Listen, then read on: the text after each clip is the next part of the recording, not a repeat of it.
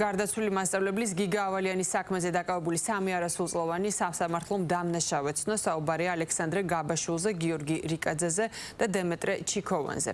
საჟელის ზომა 8 აპრილს გამოცხადდება, ისინი წარდგენილ 3-ვე მუხლში დამნაშავედ ცნეს. მათ გამოძიება ედავებოდა ჯანმრთელობის განზრახ-მძიმე დაზიანებაში მონაწილეობას ჯგუფურად, რასაც გარდაცვალება მოჰყვა, ასევე ჯგუფური ძალადობის ორგანიზებას და მონაწილეობას.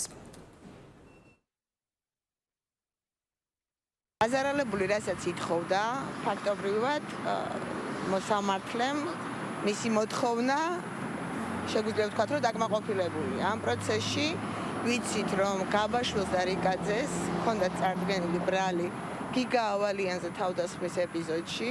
რაც შეეხება ჩიქოვანს, ამ პროცესში ჩიქოვანს ჰქონდა წარდგენილი მხოლოდ დიღმის ეპიზოდებში ბრალი.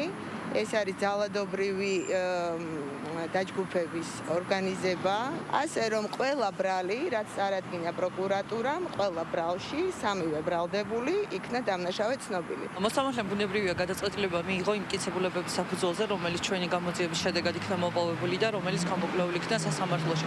ეს მტკიცებულებები ძირითადად გახლავთ ის ვიდეოკამერის ჩანაწერები, რომელიც ასახავდა როგორც გიგა ავალიანზე თავდასხმის ფაქტს, ასევე ასახავდა დიდ დიღომში მომხდარ მრავალ ეპიზოდიან ჯგუფურ ძალადობებს და მასში მონაწილეობებს, ასევე იყო მათ შორის მიმოწერები, დაიკითხა არაერთი მოწმე და ასე შემდეგ. ანუ მტკიცებულებათა საკმარისი ერთობლიობა არსებობდა ამ საქმეზე გამოყენებელი განაჩენის გამოსატანად.